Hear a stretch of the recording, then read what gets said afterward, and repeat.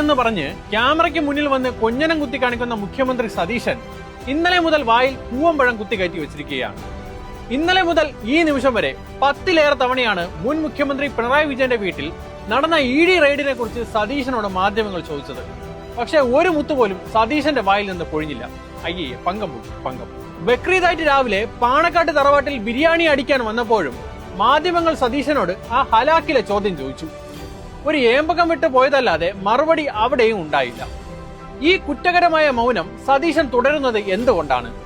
കേന്ദ്ര സർക്കാരിൽ സമ്മർദ്ദമുണ്ടാക്കി റെയ്ഡ് നടത്തിയിട്ടും ഉദ്ദേശിച്ച കാര്യം നടക്കാത്തതിലുള്ള വിഷമമാണോ സതീശന്?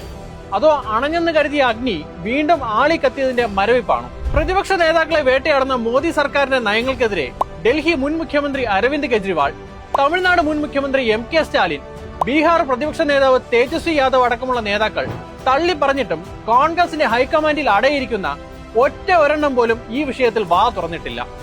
ഈ കോൺഗ്രസ് ആണ് പ്രതിപക്ഷ നേതാക്കളെ വേട്ടയാടാൻ BJPക്ക് എല്ലാ സഹായങ്ങളും ചെയ്തു കൊടുക്കുന്നത്. ഇങ്ങനെ രാജ്യത്തെ പ്രതിപക്ഷത്തെ ഒന്നാകെ സംഘപരിവാർ നശിപ്പിക്കാൻ നോക്കുമ്പോൾ അമ്മ ഗാന്ധിയെയും മകൻ ഗാന്ധിയെയും മകൾ ഗാന്ധിയെയും ഗാന്ധി അല്ലാത്ത മരുമകനെയും തേടി വീണ്ടും ED, CBI, NIA വരും. അപ്പോൾ നിങ്ങളെ രക്ഷിക്കാൻ ആരുണ്ടാകും കോൺഗ്രസ്?